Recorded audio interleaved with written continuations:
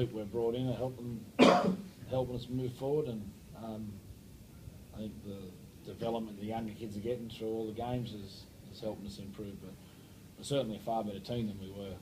You know, to play against Canberra like we did at full strength, then you know, Melbourne's during this period they've put 40 on the Roosters, who have got a lot of test players at near full strength, and 40 on the Broncos, and that was without Will Chambers and Munster. You know, so I think that's a good indication that whilst we didn't win and we're disappointed not to win, and there's some reasons which we could have controlled better to help us win the game, I think there's really been some significant improvement in the last 2 weeks, which makes me feel like we're finally heading in the direction we need to. Trent, how are you feeling?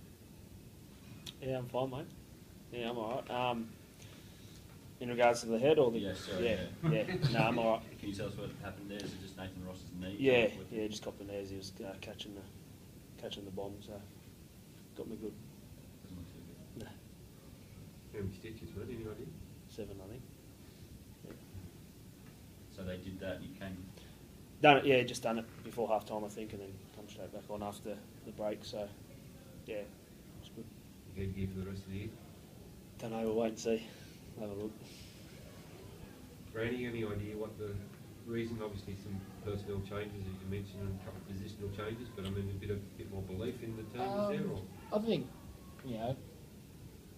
I just think there's probably more people in the team that actually care what the scoreboard says, because it actually, at our level, it sort of matters a fair bit. And I think, with Mitch Barnett and Sione on the edge in the back row, they give us a lot more leg speed, which, they both hate losing, which is, that helps, Newer players have been here for 5-6 weeks now, and as I said, younger ones getting a period of time to play some footy, and, for whatever reason, some things might be starting to click with some people. I thought Corbin had by far his best. I thought he was good last week, but I thought he was really good today in some small areas of the game, in some small parts of the game which he's been working hard at. And I thought Jake Memo played a pretty composed game, which Jake has been injured for a lot of the year and unfortunately hasn't been able to play, but I thought he had a reasonably composed game. So why these things are starting to work for some people, that's probably anyone's guess, but just there's definitely a far more competitive edge in the team now.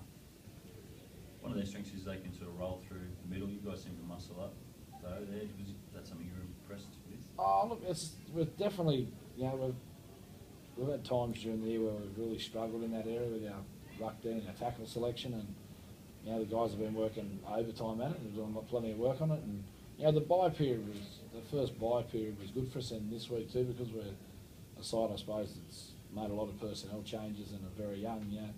For us, we get a chance, or the players get a chance to work on the smaller parts of their game, and having the longer turnarounds helps us as well. Short turnarounds aren't much good for us at the minute because the guys don't get a chance to work on their game at all. So any sort of time we get a longer break and the guys get to practice, it's more about the individual part of their game more so than about the team game. And at the moment, as the individual improves, obviously the team improves. Craig Bellamy was just a year before talking about the Mamo first try and the bunker ruling. Just wanted to see how you saw that. I thought it was definitely a fair try, simply because Barnett drifted out and Cooper Cronk ran to him. So that's Cooper's decision at the end of the day. If Cooper doesn't run to him, there's no space, So I thought it was a fair try. We've had our fair share go against us this year, but I thought it was I just thought for that reason, the fact that Cooper chose to run out to him, he could have stayed and held his lane if he wanted to, and he didn't. So I thought it was a fair decision. What did you make of Jared's performance? Obviously, first game in a long time. I thought he had some really good stuff, and the thing that we've mainly focused on, since the early part of the year with Jared was his commitment and kick chase and his kicking game, and I thought his kicking game was very, very good. I thought the boys kicked the ball really well, and his commitment and efforts, was really, really good. And when he gets that part right, obviously off the back of it, has some classy touches too, doesn't he? He's got that nice long left to right pass, and he's starting to, it was his first game with Sione, and you could see there's some good things there that'll develop over the time.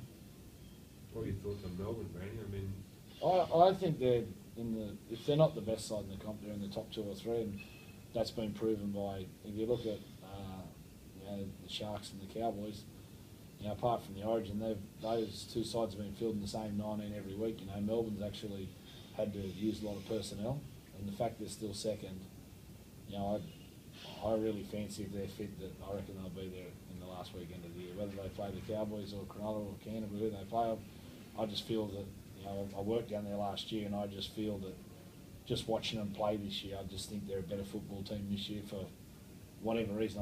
Can't give you that answer, but I just think they're a better football team this year. And as I said, when they're putting 40 on the Broncos and 40 on the Roosters at full strength, and that was without Munster and without Chambers, and then they've still got a couple of big forwards that come back. They're Smith and Cronk, they're just top players, aren't they? And all the other Bromwich is a world-class player, the two back rowers, and they just all been together for a long time. And apart from the two centres, Kenny Bromwich is probably playing his best footy now, and the young wingers come in, and they've all been in the system for a period of time, and I just think they might have a good shot this year. Has Jake's return given you a bit of food for thought in terms of where Dane plays and when he Yeah, returns? definitely. Definitely. We've mixed and matched numbers of things this year. We've done that obviously deliberately so that we can get our roster right long term. Some things have looked good and some things haven't been good. But we've had to look at numbers of things because at the end of the day, if you can coach young players and handle the pain of them doing things wrong, but work hard with them to help them improve their game, and you buy the right players and you have a good roster, that makes you look like you know what you're doing. Where when you buy bad and you don't manage your roster well, makes life hard for any coach. That's why coaches at the end of the day get the sack.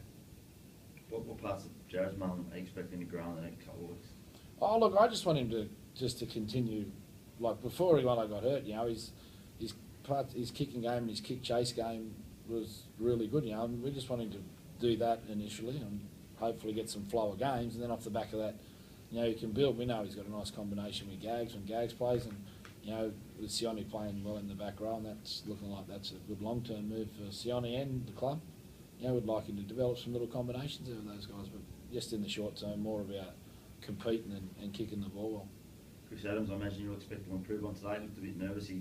The understanding was not... A bit rusty early on. His first sort of 7 or 8 minutes was probably rusty, but then his next 8 or 10 minutes he really, really improved, and as you just said, next week we'd think he would improve a little.